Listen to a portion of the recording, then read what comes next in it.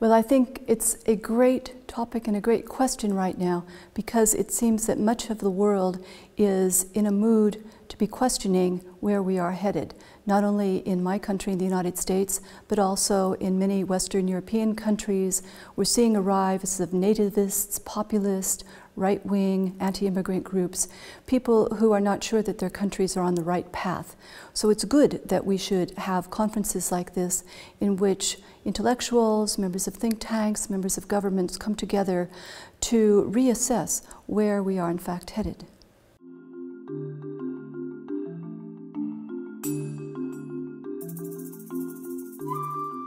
I think we've been very lucky that we've always had good relations with the Czech Republic. Americans, as you know, are not always familiar with leaders from other countries, but the Czech Republic had the great good fortune to have been led by Václav Havel, who is one of the few politicians who was invited to address a joint session of the American Congress. There was a lot of interest and a lot of passion about his life and where he led the Czech Republic. So he gave a good foundation. You've had several American presidents come and visit your country, starting with President Bush, father of George W. Bush, followed by Bill Clinton, and then 2 visits by Barack Obama.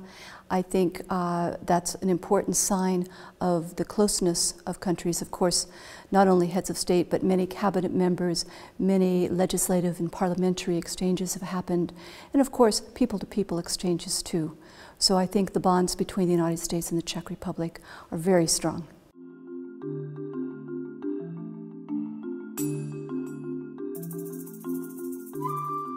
Well, I think it's a mixture of tragedy and hope. Prague Spring started out with great hope. It must have been, I wasn't around then, I was very little, but it must have been an amazing moment to live through as a Czech, as a Czechoslovak back in those days, and to imagine a different future for your country. Of course, it all came to naught and was brutally crushed by Soviet troops and tanks coming in, and a lot of political repercussions after that. A lot of leaders were arrested.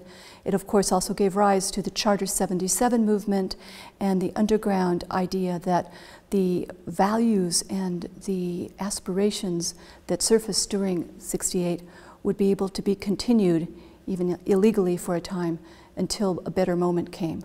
And thankfully, a better moment did come for the Czech Republic, and here it's a success story for all the world to admire.